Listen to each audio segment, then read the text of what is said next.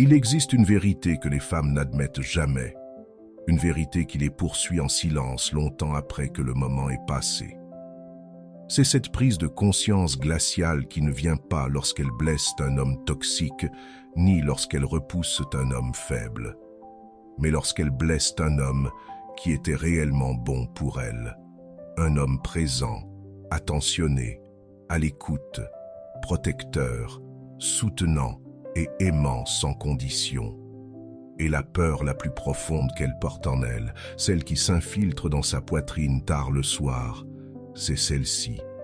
Et si l'homme bien qu'elle a blessé était parti pour toujours? Et si elle avait repoussé la seule personne qui était véritablement sincère? Parce que le silence d'un homme bien est différent, sa distance est différente, son absence est différente. Quand un homme bon se retire, le monde autour de lui ne s'agite pas, il devient calme. Et ce calme l'effraie, non parce qu'il l'a puni, mais parce qu'il a enfin arrêté d'essayer. Un homme bien n'annonce pas quand il atteint sa limite, ne menace pas de partir, ne dramatise jamais. Il arrête simplement de donner ce qu'elle prenait pour acquis. Ses conversations deviennent courtes, sa disponibilité diminue et son énergie revient vers lui. Et la femme qui croyait qu'il pardonnerait toujours, reviendrait toujours, resterait toujours, réalise soudain qu'elle a mal estimé sa force. Les hommes bien ne partent pas dans la colère, ils partent dans la clarté. Et cette clarté est irréversible. Lorsqu'elle finit par comprendre souvent trop tard que les hommes bien ne tournent pas en rond, tout change. Ils ne partent pas pour attirer l'attention, ne se retirent pas pour manipuler, ne testent pas sa loyauté. Un homme bien part quand il comprend une vérité simple. Son amour n'est plus accueilli avec le respect qu'il mérite. C'est le point de non-retour. C'est là qu'elle réalise qu'il n'est pas fâché, il a terminé. Et cette vérité pèse lourd, car elle n'a pas perdu n'importe quel homme. Elle a perdu un homme qui aurait tout fait pour elle.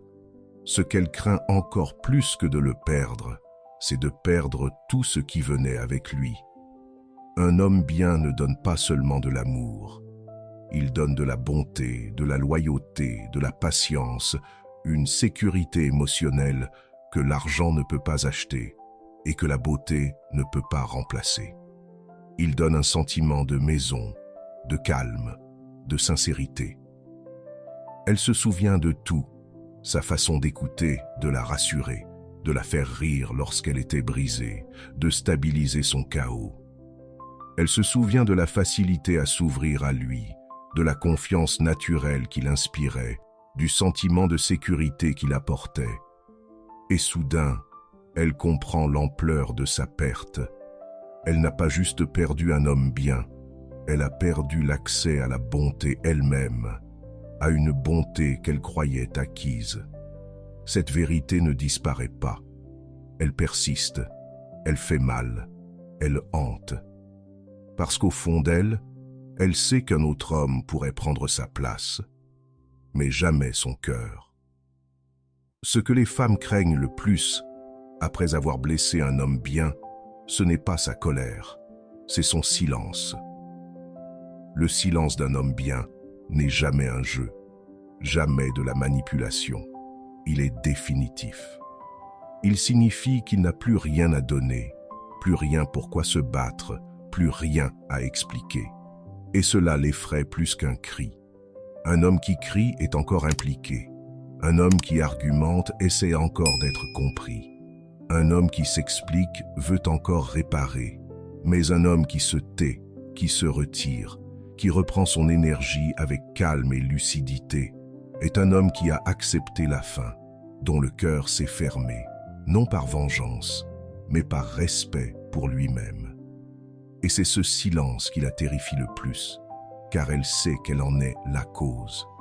Ce silence est lourd, réel, irréversible. Il n'arrive pas avec un avertissement, ni un « on en parlera ». C'est un silence qui s'installe dans sa vie comme une ombre, douce, sombre et impossible à ignorer. Une autre peur profonde suit, la peur d'être remplacée. car elle sait que lorsqu'un homme bien se détache, il ne reste pas seul longtemps. Pas parce qu'il est désespéré, mais parce que sa valeur est évidente, sa gentillesse, sa stabilité, sa maturité émotionnelle, sa profondeur. Ce sont des qualités que d'autres femmes remarquent immédiatement et apprécient tout de suite. Elle les recevait sans effort. Les autres, elle les chérirait. Et cela l'effraie. Pas parce qu'elle pense qu'il ira vite ailleurs, mais parce qu'elle sait qu'au fond, son prochain amour sera meilleur, plus respecté, plus apprécié, plus sain. Une autre femme aura la version de lui qu'elle a négligée, et cette vérité brûle. Elle l'imagine sourire différemment, parler différemment, aimer différemment. Elle imagine une autre femme recevoir sa patience, sa loyauté, sa douceur, sa constance. L'une des peurs les plus profondes qu'une femme ressent après avoir blessé un homme bien est de le voir s'élever, de le voir évoluer en une version de lui-même qu'elle n'aurait jamais imaginée, une version qu'elle n'aura jamais eu la chance de connaître.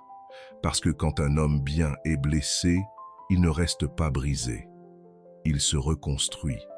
Il redécouvre sa valeur, investit dans son corps, sa mission, sa discipline, ses ambitions. Il remonte de la douleur avec intention.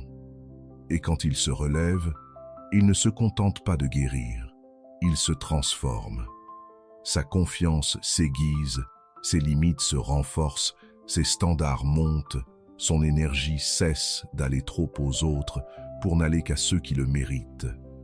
Et elle voit tout ça. Peut-être pas de près, peut-être pas en contact direct, mais à travers la distance qu'elle a elle-même demandée. Elle voit la croissance, ressent l'élévation, remarque l'éclat. Et cela la terrifie, non pas parce qu'elle est jalouse de sa progression, mais parce que sa progression met en lumière tout ce qu'elle a perdu. Elle voit d'autres femmes le remarquer, des femmes qui reconnaissent la valeur qu'elle négligeait. Elle le voit devenir plus heureux sans elle, plus sain sans elle, plus stable sans elle. Elle le voit devenir l'homme qu'elle a toujours voulu qu'il soit. Mais maintenant c'est pour quelqu'un d'autre, pour un futur dont elle ne fait plus partie. Et c'est cette peur qui la frappe le plus profond. Le fait que ses actes ne l'ont pas seulement poussé à partir, ils l'ont poussé à devenir la meilleure version de lui-même après son départ. Elle ne l'a pas seulement perdu, elle a perdu l'homme qu'il est devenu, l'homme qu'il aurait dû être avec elle mais qu'elle n'a pas su permettre d'être. Cette glow-up devient un rappel silencieux qui résonne dans sa tête. Il est devenu l'homme dont j'avais besoin juste après que je l'ai brisé. C'est une peur qu'elle porte en silence, sans relâche, pour toujours. Et voici la vérité qui tranche à travers toute cette histoire. Ce que les femmes craignent le plus après avoir blessé un homme bien, ce n'est pas qu'il soit en colère, qu'il la déteste ou qu'il cherche vengeance, mais qu'il guérisse sans elle, qu'il se retrouve, qu'il devienne plus fort, plus sage, plus calme, qu'il découvre une vie où sa présence n'est plus nécessaire, plus regrettée, plus partie de son avenir. Parce que quand un homme bien referme enfin un chapitre, il le fait avec une paix qui semble irréversible. Il ne regarde pas en arrière. Il ne rouvre pas les portes. Il ne brise pas son propre cœur pour réécrire ce qui est déjà terminé. Un homme bien avance avec grâce. Et cette grâce devient la seule chose avec laquelle elle ne peut pas négocier. C'est cela qu'elle craint le plus. La vérité immuable qu'elle a perdu le type d'homme qui ne revient qu'une fois dans une vie.